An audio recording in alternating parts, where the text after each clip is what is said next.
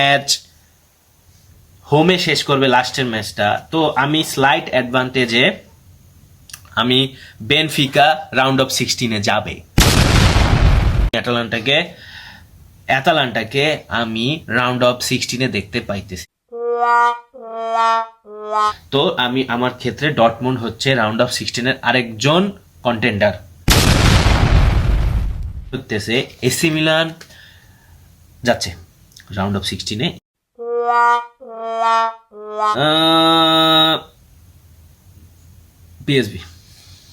PSV Juventus যাবে না। PSG round of 16-এ চলে গেছে। মিউনিকরে ধরে রাখতেছি, বায়ার্ন মিউনিক চলে গেছে সেকেন্ড রাউন্ড অফ 16-এ। দেখতেছি আমার মন বলতেছে রিয়াল মাদ্রিদ বাদ পড়বে। রিয়াল মাদ্রিদ এবার বাদ পড়বে, ম্যানচেস্টার সিটি জিতবে। হ্যালো, আসসালামু আলাইকুম, সবাই কেমন আছেন? তো চ্যাম্পিয়ন্স লিগ তো রাউন্ড অফের প্লে অফ শেষ হয়ে গেল, আর ইউসিএল সবার জন্য মুবারক।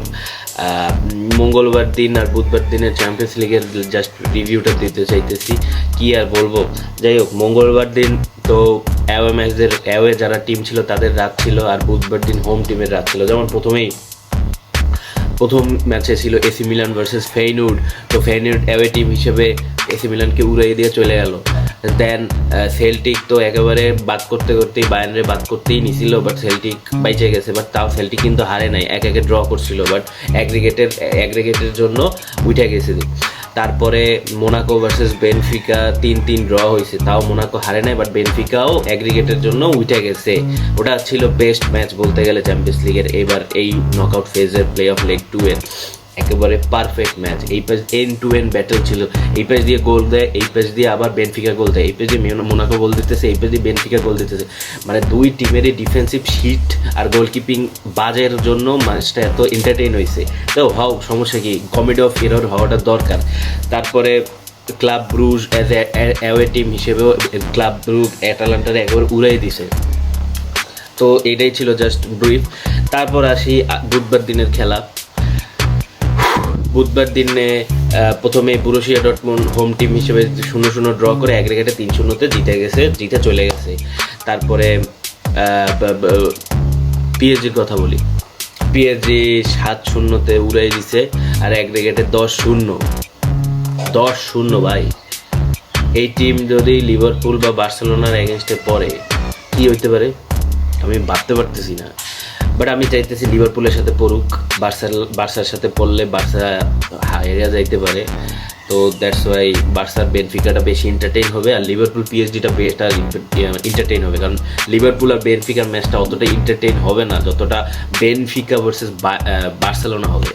আর তারপরে আসি Real Madrid versus Manchester city. Real Madrid তো একেবারে ম্যানচেস্টার সিটিতে দাঁড়াইতেও দেয় নাই।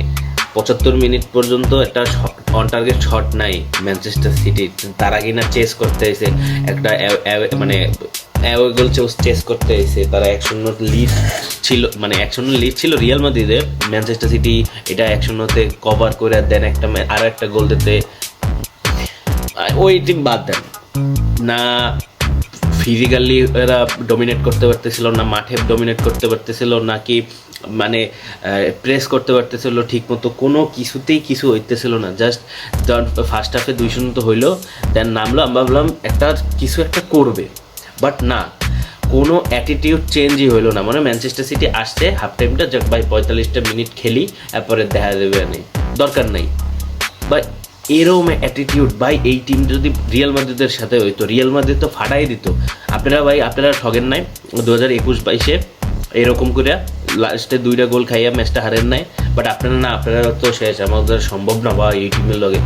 ঠিক আছে, বাদ পড়ে গেছেন, আপনাকে সিজন খতম হয়ে গেছে। তারপরে আসি পিএসভি ভার্সেস জুভেন্টাস। কি হইলো, জুভেন্টাস বাদ পড়ে গেল।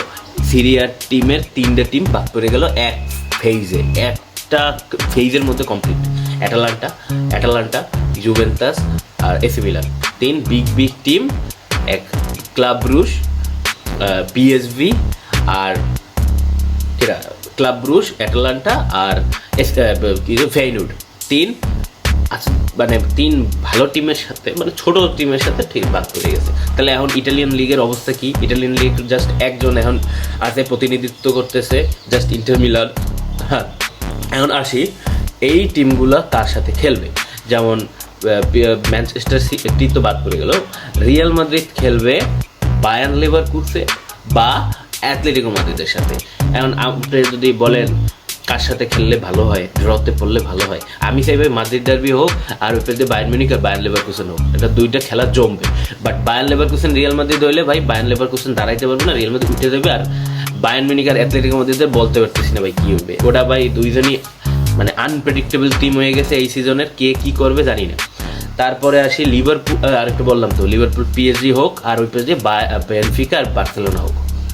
বায়ার্ন এই বার্সেলোনার যে ডিফেন্স সেটা পিএসজির এই অ্যাটাকিং বা মিডফিল্ডের সামনে দাঁড়াতে পারবে না। বাট এখন পর্যন্ত ভাই লিভারপুল আর পিএসজি হোক, এটা সেরা একটা ম্যাচ দেখবেন আপনারা। ওই পেজ দিয়ে উসমান ডেম্বেলে, ওই পেজ দিয়ে মোহাম্মদ সালাহ, মানে পারফেক্ট একটা ম্যাচ হতে চাইবে।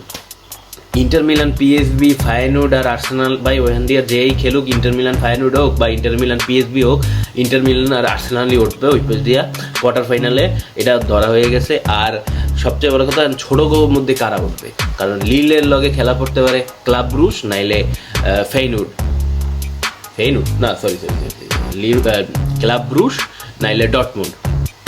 আর তাহলে ডটমুন্ড ভার্সেস অ্যাস্টন ভিলা হোক আর লিল ভার্সেস ক্লাব ব্রুশ হোক, সেরা একটা খেলা হইবে। আর ভাই প্রেডিকশন দিয়েছিলাম 8টার মধ্যে 5টা হয়েছে। জুভেন্টাসরে বাদ দিয়েছিলাম, জুভেন্টাসের বাদ, আচ্ছা 3টা কারা কারা আমি ঠক দিই এইটা বলে দিই। এসি মিলানের উঠেছিলাম, বাদ পড়ছে। অ্যাটালান্টারে বাদ দিয়েছিলাম, অ্যাটালান্টা বাদ পড়ছে। বাদ দেয় নেই, অ্যাটালান্টা উঠেছিলাম, বাদ পড়ছে।